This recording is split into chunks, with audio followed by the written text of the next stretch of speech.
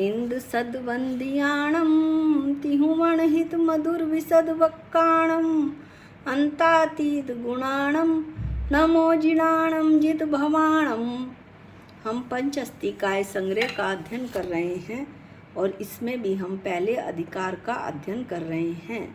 पहले अधिकार की जो गाथा 14 है उसका आज हम स्वाध्याय करेंगे। गाथा 14 में द्रव्य के आदेश के वश यानी कथन के वश द्रव्य को सप्तभंगी कहा है। हम गाथा पाठ करते हैं। सिये अत्थीणत्थी उभयम अव तवम पुनो य तत्तिदयम दव्वम खु सप्तभंगम आदेश वसेण संभवदी। अन्व्यार्थ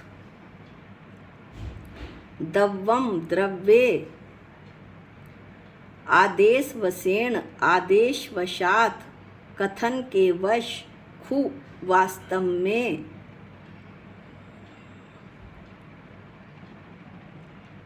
सिये अत्थी स्यात् आस्ति णत्थी स्यात् नास्ति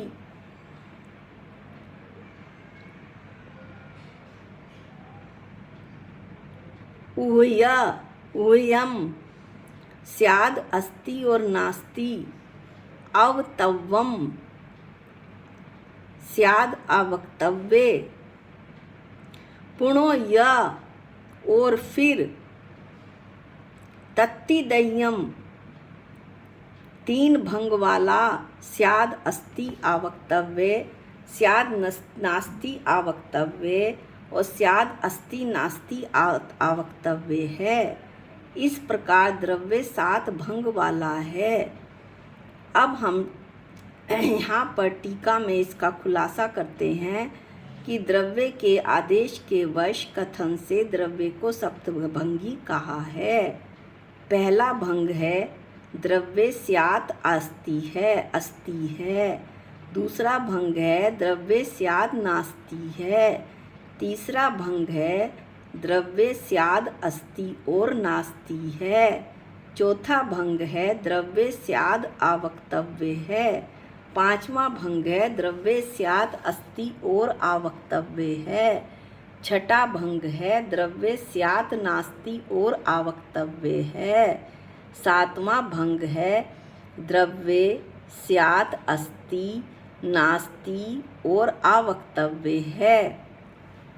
अब हम यहाँ इसकी विवेचना करते हैं।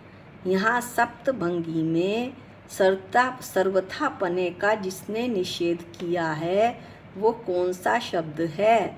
वो अनेकांत का घोतक अनेकांत को बताने वाला स्यात् शब्द है। स्यात् शब्द कथनचित किसी अपेक्षा से ऐसे अर्थ में प्रयुक्त हुआ है और अव्यय रूप से प्रयुक्त हुआ है। अव्यय यानी व्यय का मतलब है खत्म होना, खर्च होना, और अव्यय यानी कि जिसका कभी भी जो कभी नष्ट ना हो। अव्यय रूप से प्रयुक्त हुआ है यानी कि इसको प्रयोग करना ही पड़ेगा। किसको? स्यात् शब्द को सप्तभंगी में। स्यात् कथनचित किसी प्रकार किसी अपेक्षा से स्यात् शब्द सर्वथापने का निषेध करता है और किसको प्रकाशित करता है? अनेकांत पने को। वस्तु अनेक धर्मों वाली है।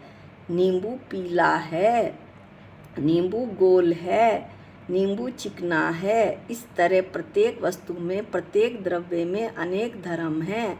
अनेकांत यानी अनेक प्लस अंत, अनेक धर्मों वाली जो वस्तु है उसे प्रकाशित करता है, ये स्यात् शब्द दर्शाता है। अब हम अनेकांत और स्यात् शब्द पढ़ने के बाद अब हम सप्तभंगी में आते हैं। सप्तभंगी है द्रव्य सब द्रव्य क्षेत्र काल भाव से कथन किए जाने पर अस्ति है। अब हम पहले अस्ति का अर्थ समझते हैं। अस्ति का मतलब है उसका अस्तित्व है। सब द्रव्य यानी अपने द्रव्य से, मेरा जीव द्रव्य क्षेत्र से प्रदेश से, असंख्यात प्रदेशों वाला, काल से, अनंत पर्यायों से, भाव से, अनंत गुणों से कथन किए जाने पर अस्ति है, उसका अस्तित्व है। अब अस्तित्व के संबंध में एक उदाहरण भी देते चलते हैं ताकि बात समझ में आ जाए। जैसे पुत्र है, पुत्र पिता की अपेक्षा तो पुत्र है, तो यानी पिता की अपेक्षा पुत्र का अस्तित्व है, पुत्र है। किसी अपेक्षा से, किसी अपेक्षा यानी पिता की अपेक्षा से पुत्र है। दूसरा जो भंग है, द्रव्य पर द्रव्य क्षेत्र काल भाव से कथन किए जाने पर नास्ति है, यानी द्रव्य जो है ये पर द्रव्य क्षेत्र काल भाव, जो द्रव्य क्षेत्र काल भाव है उसे चतुष्टय भी कहते हैं। इसलिए द्रव्य कभी भी पर चतुष्टय रूप नहीं हो सकता। इसलिए जब पर चतुष्टय रूप कथन किया जाएगा तो वो नहीं है, उसका अस्तित्व नहीं है। पिता को छोड़कर और अन्य जितने भी लोग हैं उन लोगों के लिए पुत्र अपुत्र है, यानी पुत्र का अस्तित्व नहीं है। अब हम तीसरा भंग पढ़ते हैं। द्रव्य सब द्रव्य क्षेत्र काल भाव से और पर द्रव्य क्षेत्र काल भाव से क्रमशः कथन किए जाने पर अस्ति और नास्ति है। यहाँ पर कहते हैं आचार्य कि द्रव्य ही नहीं, छह द्रव्य, विश्व में जितने भी द्रव्य हैं वे समस्त द्रव्य सब द्रव्य क्षेत्र काल भाव से अपने सब चतुष्टय की अपेक्षा से हैं और पर चतुष्टय की अपेक्षा से कथन किए जाने पर नहीं हैं। लेकिन ये कथन क्रम से ही किया जाएगा, एक साथ नहीं किया जा सकता, क्रम से ही कथन किया जाएगा। पिता की अपेक्षा लड़का जिसकी बात कर रहे हैं वो पुत्र है, लेकिन पिता को छोड़कर औरों की अपेक्षा अपुत्र है। ये बात क्रम से कही जाएगी तो द्रव्य अस्ति और नास्ति है। चौथे भंग में ये कहा है कि द्रव्य सब द्रव्य क्षेत्र काल भाव से और पर द्रव्य क्षेत्र काल भाव से जब युगपत कथन किया जाता है तो वो अवक्तव्य है। हम पहले अवक्तव्य का मतलब समझते हैं। अवक्तव्य जो कहा ना जा सके, जिसे केवल अनुभव किया जा सके। एक ही साथ द्रव्य सब चतुष्टय और पर चतुष्टय की एक अपेक्षा से उस द्रव्य का कथन नहीं किया जा सकता। जैसे एक ही साथ लड़के को यदि पुत्र और अपुत्र कहें एक साथ तो ऐसा संभव नहीं होगा, ये अवक्तव्य हो जाएगा, क्योंकि एक ही जो जीव है वो एक समय में पुत्र है तो दूसरे उसी समय में युगपत एक ही साथ अपुत्र कैसे हो सकता है। तो पुत्र और अपुत्र युगपत कथन नहीं किया जा सकता। अब पांचवें भंग में ये कहा है कि द्रव्य सब द्रव्य क्षेत्र काल भाव से और युगपत सब द्रव्य क्षेत्र सब पर युगपत सब पर द्रव्य क्षेत्र काल भाव से कथन किए जाने पर अस्ति और अवक्तव्य है, यानी द्रव्य सब द्रव्य क्षेत्र काल भाव से तो उसका अस्तित्व है। पिता की अपेक्षा पुत्र का अस्तित्व है, लेकिन युगपत यदि उसे पुत्र और अपुत्र कहें तो वो अवक्तव्य है, कहा नहीं जा सकता, केवल अनुभव किया जा सकता है। छठा भंग है द्रव्य पर द्रव्य क्षेत्र काल भाव से और युगपद सब पर द्रव्य क्षेत्र काल भाव से कथन किए जाने पर नास्ति और अवक्तव्य है। यहाँ पर ये कहा है कि द्रव्य पिता को छोड़कर औरों की अपेक्षा अपुत्र है, यानी उसका अस्तित्व नहीं है, पुत्र का अस्तित्व नहीं है, वो अपुत्र है तो नास्ति है। लेकिन युगपद सब पर द्रव्य क्षेत्र बकाल भाव से कथन किया जाने पर जैसा कि ऊपर बतलाया कि पुत्र और अपुत्र एक साथ नहीं कहे जा सकते, इसलिए वे आवक्तव्य है। पुत्र जो है द्रव्य वो आवक्तव्य है, वो लड़का आवक्तव्य है। पुत्र और अपुत्र एक साथ नहीं कहा जा सकता। इस तरह से द्रव्य नास्ति और आवक्तव्य है छठे भंग में। सातवें भंग में द्रव्य अस्ति भी है, नास्ति भी है और आवक्तव्य भी है। ये कैसे हुआ? द्रव्य सब द्रव्य क्षेत्र काल भाव से अस्ति है।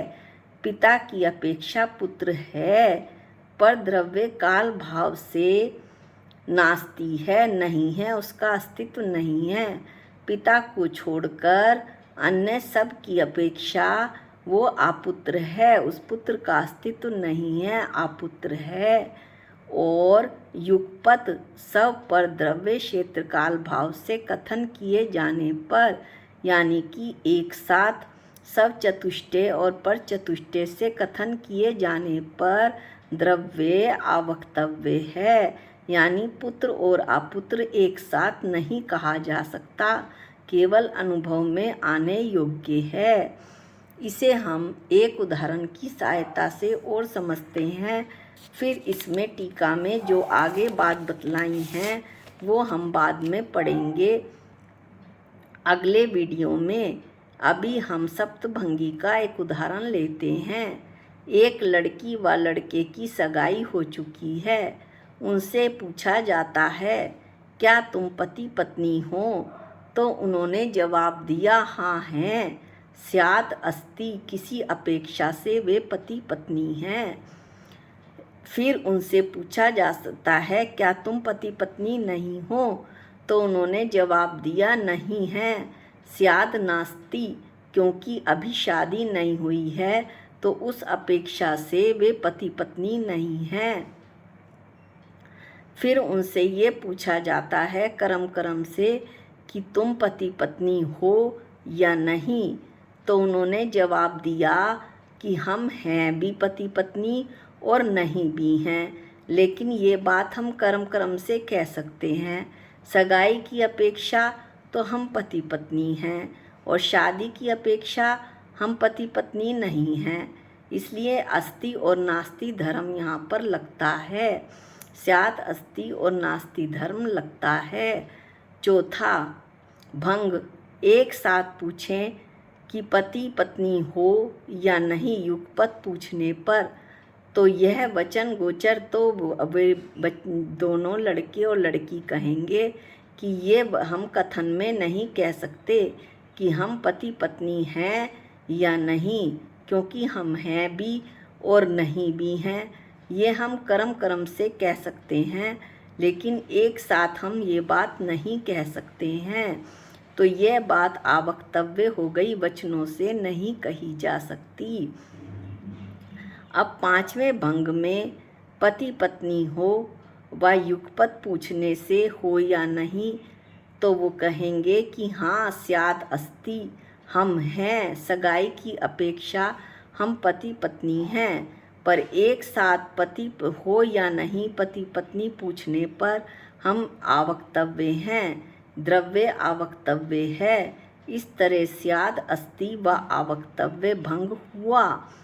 अब अगले छठे भंग में पति पत्नी नहीं है व युगपत पूछने पर कि युगपत हो या नहीं, तो वे कहेंगे कि स्यात् नास्ति, पति पत्नी नहीं है, क्योंकि शादी नहीं हुई, शादी की अपेक्षा पति पत्नी नहीं है।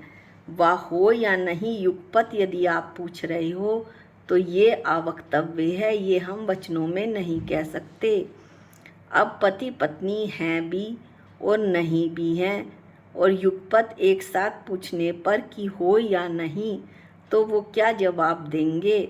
वो जवाब देंगे कि कर्म से सगाई की अपेक्षा हम पति पत्नी हैं और शादी की अपेक्षा हम पति पत्नी नहीं हैं। लेकिन युगपत एक साथ यदि आप पूछते हैं कि हो या नहीं, तो वो अवक्तव्य है, वो तो अनुभव की बात है। हम वचनों से यह बात नहीं कह सकते। इस प्रकार यह बात पूरी हुई। और अब हम अगली टीका इसकी जो अगली टीका का अगला भाग है, शेष भाग और भावार्थ अगले वीडियो में पढ़ेंगे। यहाँ तक ही हम इस गाथा 14 को पूरा करते हैं। निज निधि निज में बताई, ये अनंत उपकार है। इसके लिए जिन वाणी माँ को वंदनानंत बार है, वंदनानंत बार है। सबको जय जिनेंद्र।